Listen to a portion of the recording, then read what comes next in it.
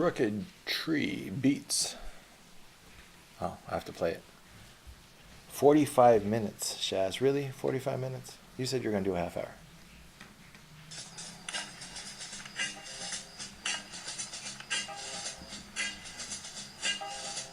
Once upon a time, there was a crooked tree and a straight tree. And they grew next to each other. Every day, the straight tree would look at the crooked tree and he would say, "You're crooked. You've always been crooked and you'll continue to be crooked.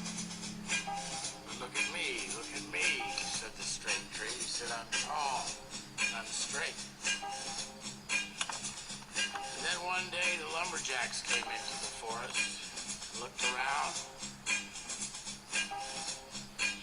The manager in charge said, "Cut all the straight trees." And that crooked tree is still there to this day, growing strong, growing strange.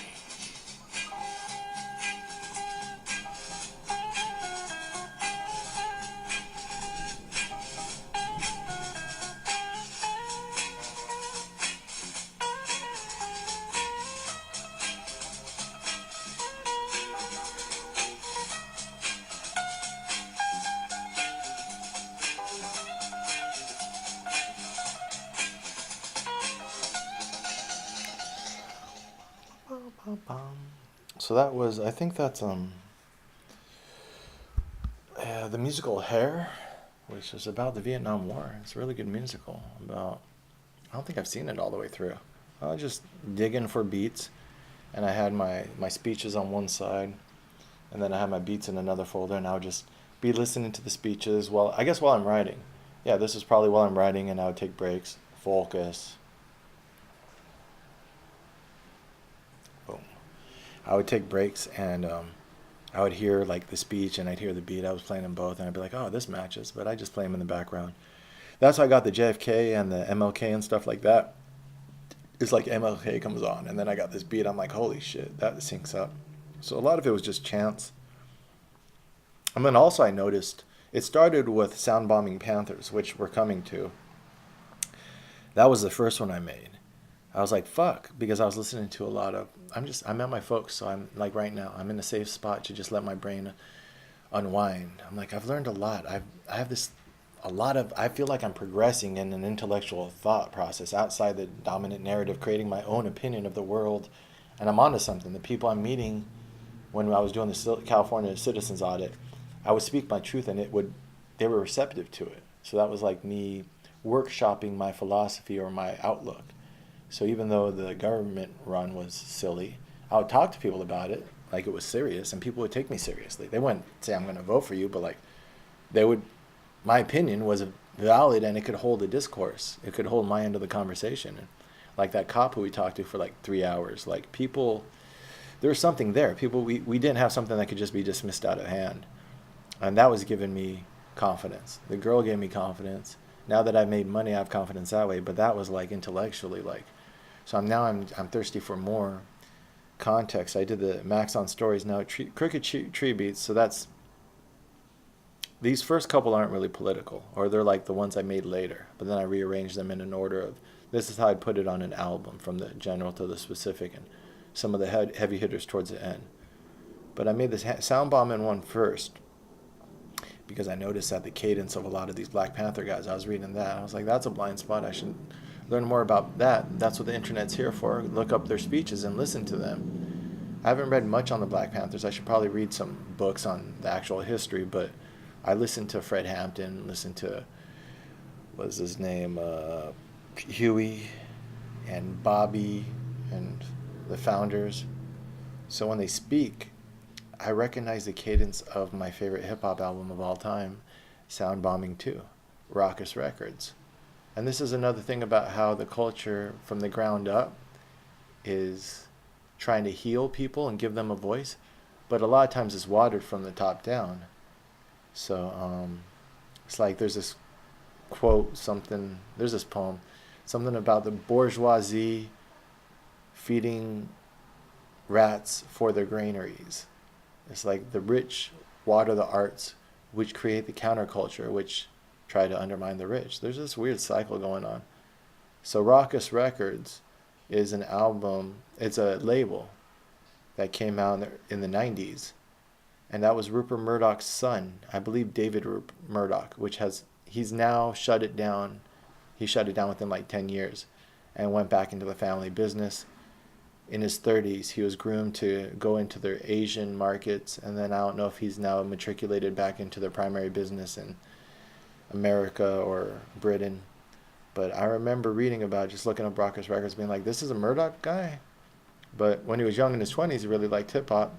Threw some money into a label, which spawned Mos Def, Talib Kweli. They had a lot of heavy hitters, and people who went on and made really great careers. So if anyone is into the, I guess you would call that the golden age of hip-hop, 90s, early 2000s, Raucous was a major player, and they put out a lot of good shit. And their mixtapes, their mix albums were awesome. Those are my favorite things in high school. Sound Bombing 1, 2, Lyricist Lounge 1 and 2. I think if you talk to hip hop heads, probably not many better albums. Eminem was on one of those. You had like Bahamadia, so you had like people who've gone on to be one of the biggest ever, like M. But then you had like people who like have always been pretty much underground. What's his name? Pharoah Monch, Mohsen Kweli.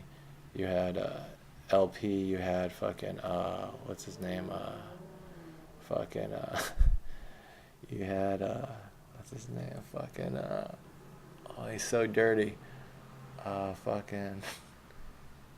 his name? R.A. the Rugged Man. They're just hilarious people who like are so underground. They come out with like songs like, he has that one song, every record label sucks dick. Every record label sucks dick. It's like these guys probably are never gonna like make it on a major label. I think I saw some interviews with him. He's still doing his thing, making enough money to do it as a living. It's like these people don't want to be too big, maybe. You have to do certain things to be packaged, to be sellable, right? So, that's my mama. My mama telling me to bring a plant in because it's raining. But, yeah. So that was, I was listening to, this is how the whole, and we have 17 of these, so it's going to be a bunch. I should probably just do a half an hour video instead of freaking 45 minutes. But I use self-control, this casual Shaz, sipping his coffee and just speaking on the ones and twos. It's Shaz, wake up Shaz. Sound bombing. Yeah, and so I was listening to the Panther speak, and I was like, dude, this cadence is like a record scratch. And then you'll see in Sound Bombing, I just added the beats. I took my favorite beats out of Sound Bombing and put it on Panther speaking on, I think, Bobby Seale, and then Fred Hampton, or maybe the other way around, and then Tupac, because Tupac actually went and he was tied into the Panther community through his family. So he went in the 90s and spoke to a group. And then you hear how people speak rhythmically and with a cadence. And maybe that's a romantic side of me. But I'm like, that might be where like there's a lot of oppression in these communities, and their leaders are being killed. But then the sound of hip hop and the record scratching and the beats sounds a lot like the people spoke just a generation ago. It was a very rhythmic, like, I think it was Bobby Seale they were talking about. He was trying to relate it to the African roots of us dropping vowels and consonants and this and that in our community. Not mine, his, but that's what he was saying. He was like, he was relating it, I don't know if that was too much of a stretch, but he was saying linguistically the way that black culture spoke had its originations in African type of speaking. But there's something there because the beats match it too well. But then the beats match MLK and JFK well too. Some of the beats aren't as close together, and some of them are more produced. None of them are auto-tuned, but we just speak like sonically. There's sounds out of our voice, and there's a rhythm and cadence. What I did notice about MLK and JFK is everyone else you had to like tweak it a lot more, cut out parts of their speech so that way it hit the beat. I know enough about music to try to make them land on the beat. it sounds okay. I don't know if it sounds polished, but to me it sounds okay.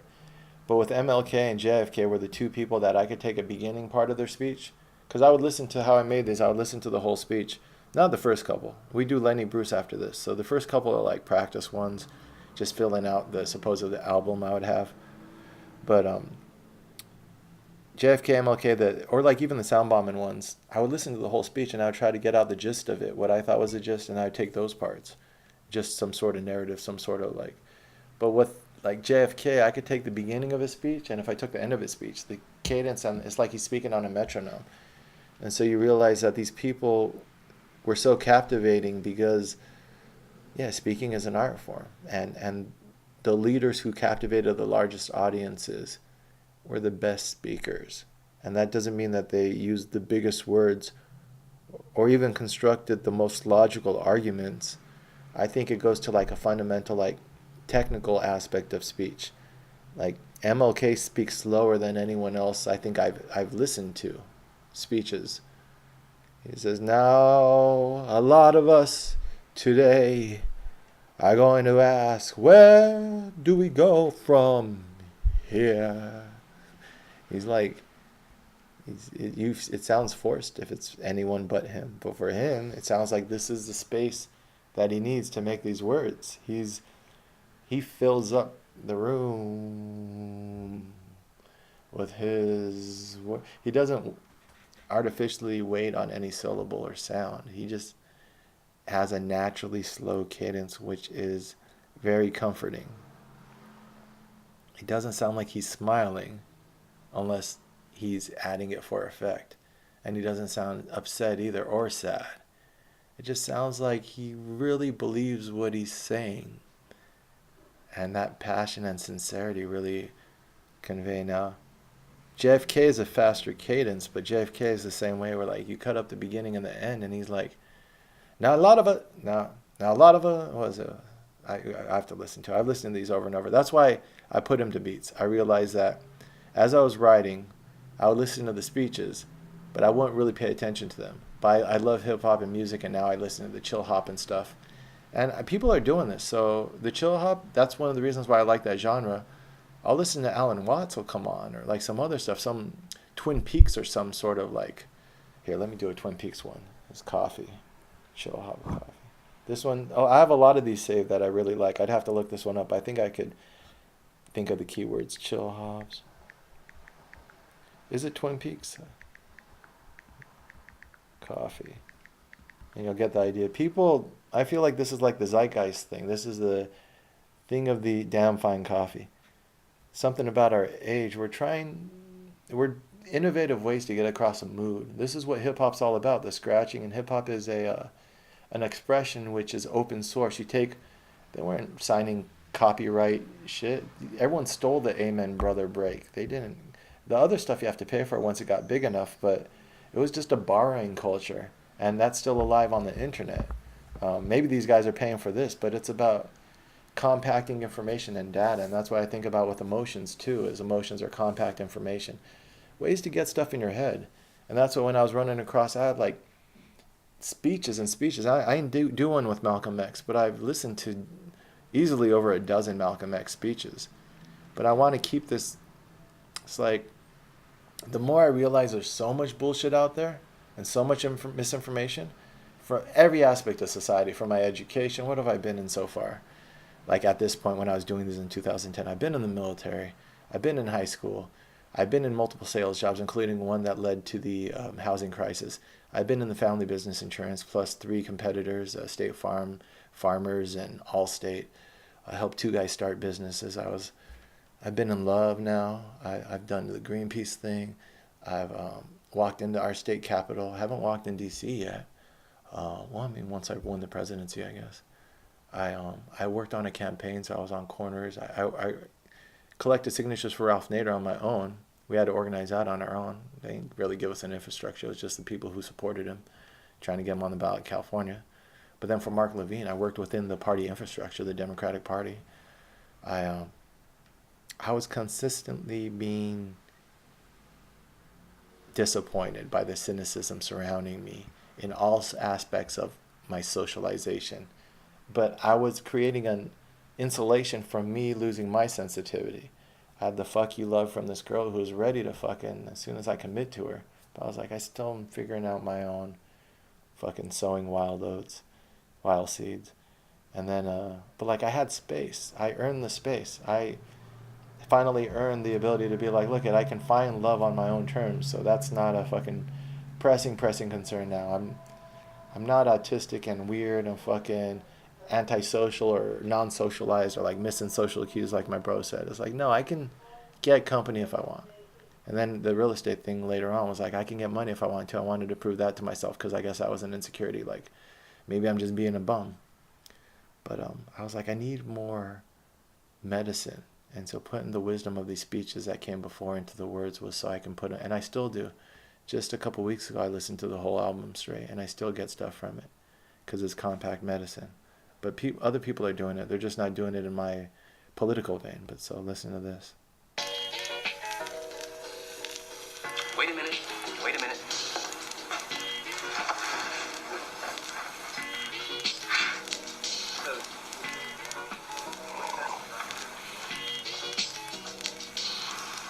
You know, this is, excuse me, a damn fine cup of coffee. This is how I feel in the morning. When you have that first cup of coffee, sometimes it's a damn fine cup of coffee.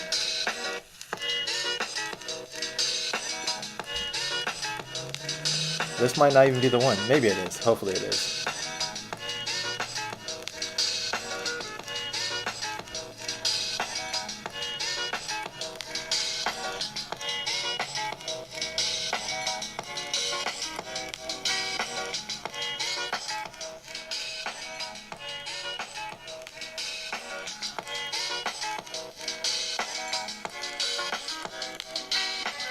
I'm gonna let you in on a little secret. Every day, once a day, give yourself a present. Don't plan it. Don't wait for it. Just let it happen. It could be a new shirt at the men's store, a cat nap in your office chair, or 2 cups of good, hot, black coffee. Like this. It's the present. Like Christmas.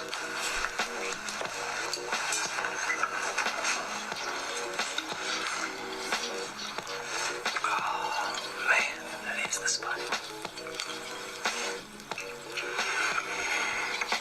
Nothing like a great cup of black coffee.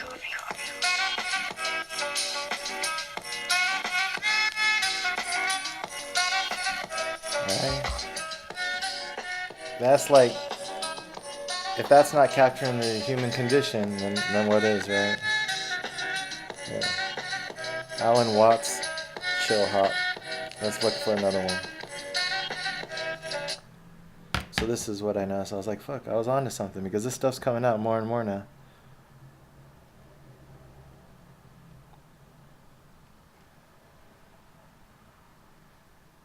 Never fly first class. It ruins flying in coach forever. And that's exactly why you should never get into Advertisements. With live TV plus tons of Counterculture. shows and movies, Now we have dominant culture layered on top of it.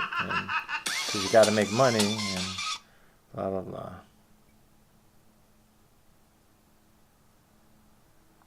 I love the story of a conversation at an English country house at a dinner party, where the hostess started up the question of death and asked the various guests what they thought was going to happen to them when they die. And some thought about reincarnation, and others thought about various kinds of different planes of being, and others thought they were going to be annihilated. But none of the guests had answered except Sir Roderick, who was a kind of a military type, but a very devout pillar of the Church of England.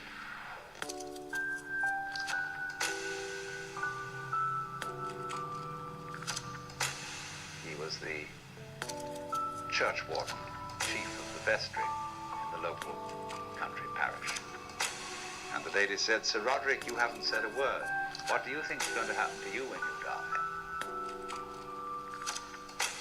Oh, he said, I'm perfectly certain that I shall go to heaven and enjoy everlasting bliss, but I wish you wouldn't indulge in such a depressing conversation.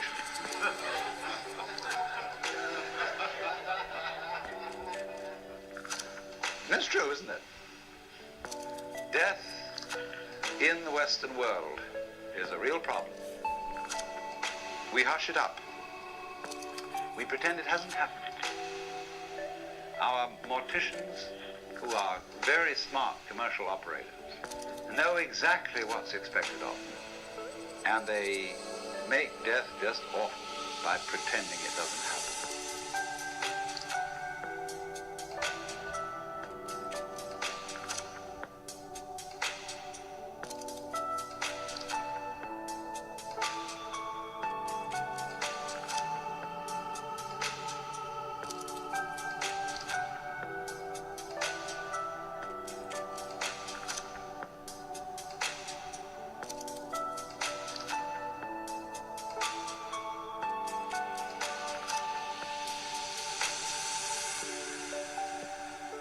See what happens. You go to a hospital, and you're at the end. You've got terminal cancer. And all your friends come around, and they wear false smiles, and they say, cheer up, you'll be all right. In a few days from now, you'll be back home. We'll go out for a picnic again. The doctors have their bedside man. You see, a doctor is absolutely helpless with a terminal case. Because a doctor is, by social definition, a healer. And he's not allowed to help you die. He's out of role. Even though, I mean, he may sneak behind the rules and do it, but he's definitely, he's got to heal you. So he's going to keep you indefinitely on the end of tubes and all kinds of things. While there's a certain grave demeanor to all this, and all the nurses are so pleasant and so totally distant because they know this is death. And they may be frank with you. That's why they feel distant. It's not that they're not concerned. It's not that they're heartless people. But that they just don't know how to be frank, like lots of people when they meet a drunk. They don't know what to do with a drunk. Because he's not behaving right. So, when you're dying, you're not behaving right. You're supposed to live. See, so we don't know what to do with a dying person. We don't get around that person and say, listen, man, listen, I've got the news for you. You're going to die. And this is going to be great.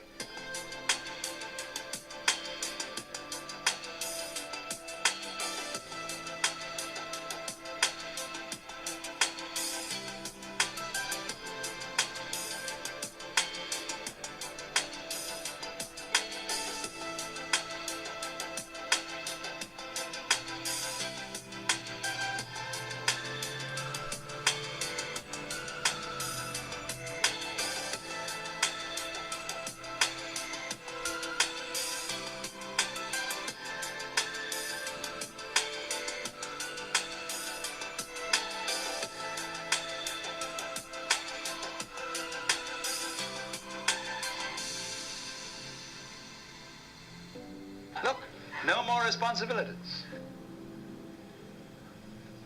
Don't have to pay those bills anymore.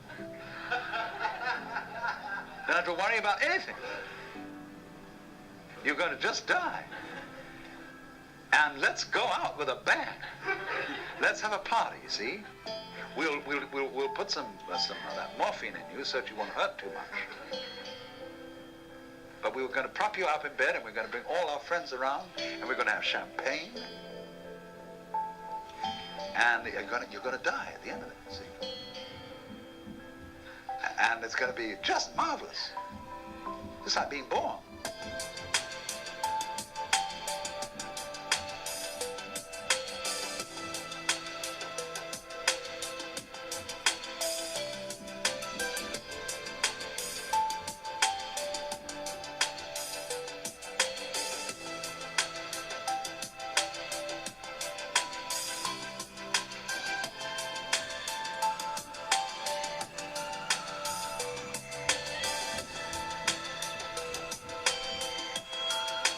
It's an interesting idea.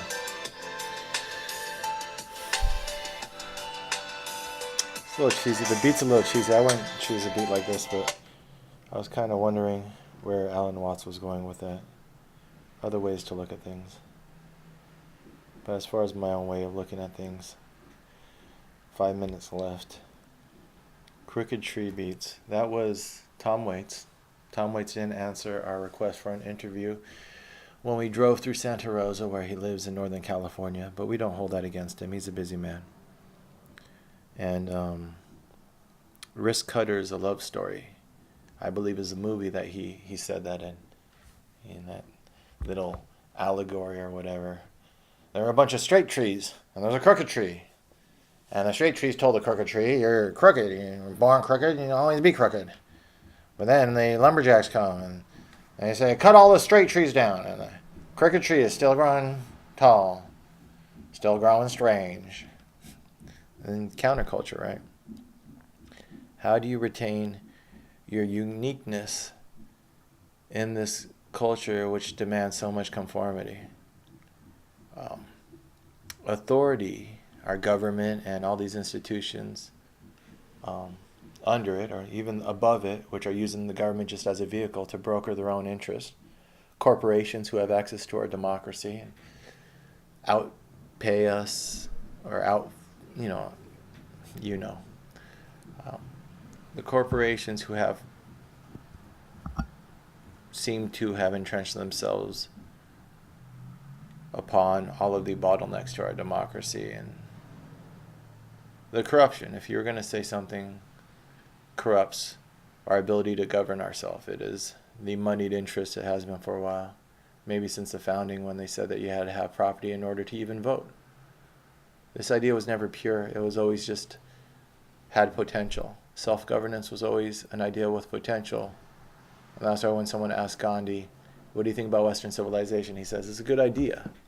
But he had no illusions, having seen the world with open eyes. But it takes stepping outside the dominant framework to gain that perspective of clarity. It also, I found this year, takes calming yourself down and learning to divest yourself from the emotions which so easily are fed you through supposed avenues of information.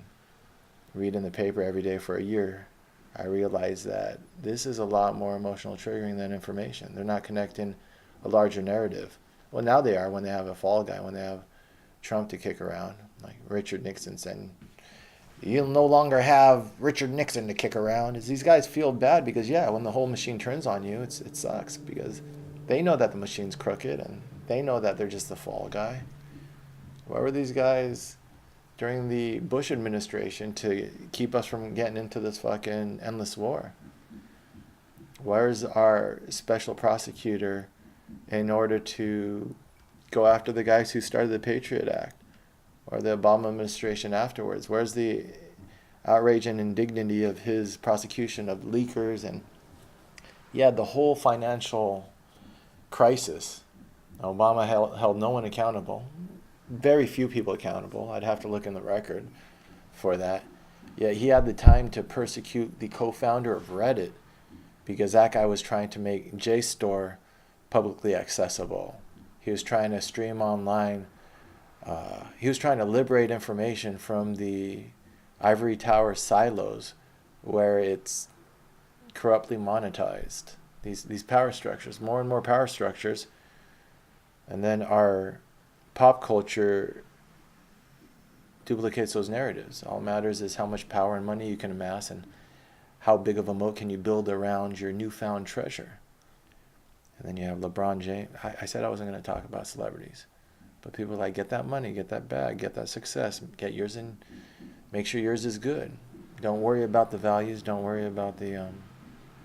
But then you have like other stories come out that tell you, protect your sensitivity, protect your humanity. Worry about your values, worry about what you're becoming.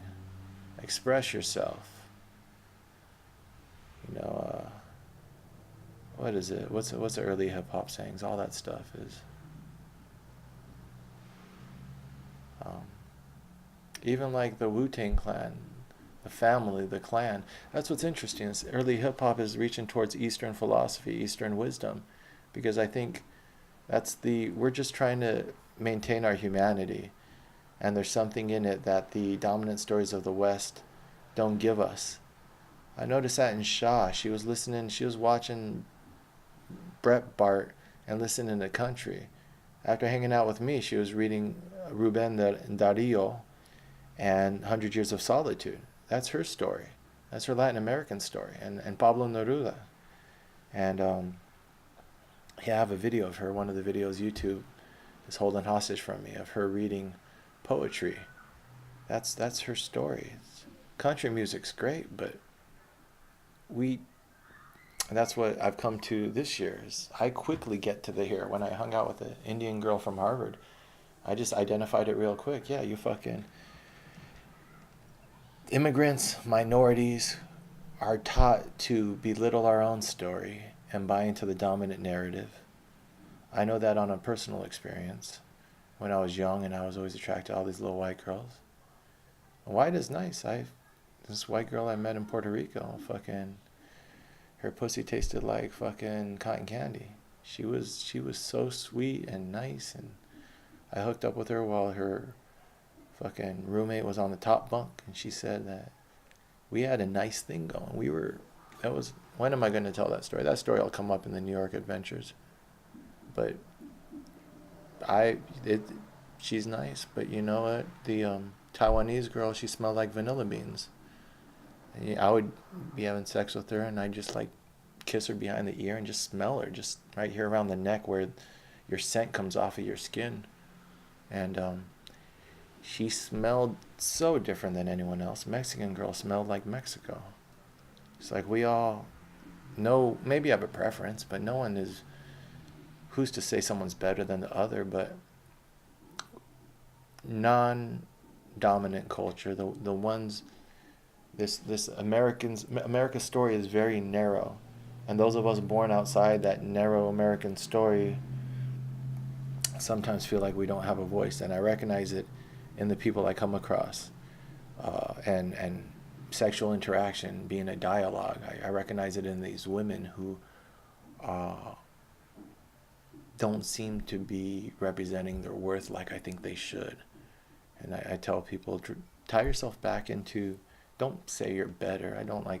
That's what I kind of don't like about the victim, like people saying we've been victimized and we're the biggest victims, and you can't start comparing your victimhood to other people's, or like making it as simple as color, because race isn't really scientific, but culture is, and cultures have been excluded or co-opted and this and that. I guess it's a discussion, like all discussions are complex. You don't want to, in representing your dignity and claiming your right. This is what I guess Brown Queer High I was having problems with. I was telling people stand up and claim your dignity, but then I started to realize how that can be used as a weapon against other people, and you don't want a bunch of victims fighting each other, because that's the divide and conquer thing. So I guess it's an ongoing dialogue. But yeah, we definitely are pushed to conform and to like the melting pot idea. Like when you come here, forget your culture, learn English, this and that. These are strong cultures. The shamans in Mexico, as far as I know, are the oldest mushroom eaters that we know of. Maybe other cultures did it, but magic mushrooms came out of Mexico. Go to these villages, to the fucking people who are doing it. There's a reason why they were outlawed by the Spanish. They help you confront authority and challenge your preconceived notions of the world. So in our framework of reality, they might be a very useful tool. But they're starting to use them in depression. Alcoholics Anonymous was founded by a guy who cured his alcoholism through the use of psychedelics. And then he founded this 12-step program. But he himself was treated with psychedelics. But that's edited out of the medical literature. I know that because I read Michael Pollan's book, Change Your Mind, earlier this year. Who's a guy I don't really like. I don't like most people. Shaz, why are you so judgmental? Because I feel like I have stuff to say and other people aren't saying it, but why am I going to hold it against them? I wouldn't be Michael Pollan's friend. That's okay. I wouldn't be most people's friend. I respect my crooked tree. It's crooked and it's strange, but I've avoided the lumberjack for this long. Yeah, and those of us who feel like we're somewhat unique, I read this quote earlier this year: be the person that you needed when you were young. So I needed examples of people who maintain their uniqueness in the face of mass conformity, and I sought them out in history. That's where a lot of these beats and this music, Tom Waits, and you listen to him, he's a fucking goofy dude. And Lenny Bruce, which we're going to come to. We're going to wrap this up going to Lenny Bruce. That's what we'll do right now. And like hair, that's where, when the dominant culture is getting us all lockstep, they call it goose step, because goose step is when the Nazis would walk in the military formations, they would kick their leg up. So they'd walk, kick, walk, kick. Walk. It seems silly, right? But it was a show of conformity. This silly, and it's also athletic. It takes a lot of energy to do, and then timing to get everyone to do it. So when you see them walking down these military parades, kick, kick, they're basically showing how machine-like they can get men to behave, which is like a show of force. If we could get them to do this, this is the type of army we're going into, well-disciplined. All military formations, show of force and aggression, the war games that we play.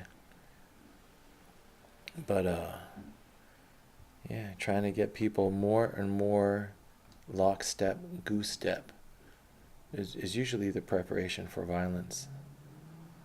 So that's a little scary. We need the strange ones out there to warn us to something's going on. I would talk about earlier videos when I was doing this about the kids who are doing all the shootings.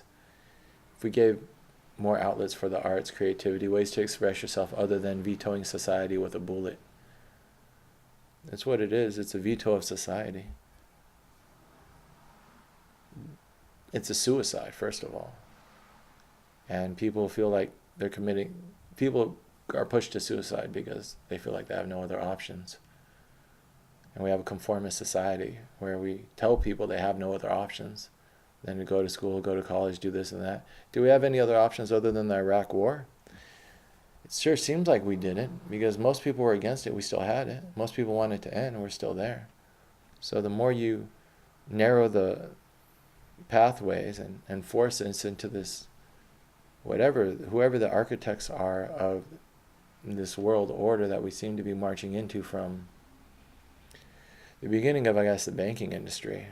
Now we have central banks all around the world controlling global finance. But now we have the trade organizations, which are stronger than national sovereignty. The WTO protests in the 90s. This is all, there is a narrative of objective reality which you can piece together, which isn't Republican or Democrat.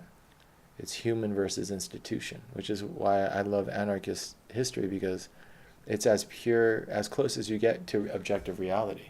You have the individual on one side, libertarian, anarchist, whatever, claiming individual rights. And then you have the institution, which is trying to conform us to a preconceived notion of what society should look like, made in secret behind closed doors. As Steve Bannon said, the Davos Democrats, as opposed to what I guess he would be the chaos Republicans, misinformation and crazy shit.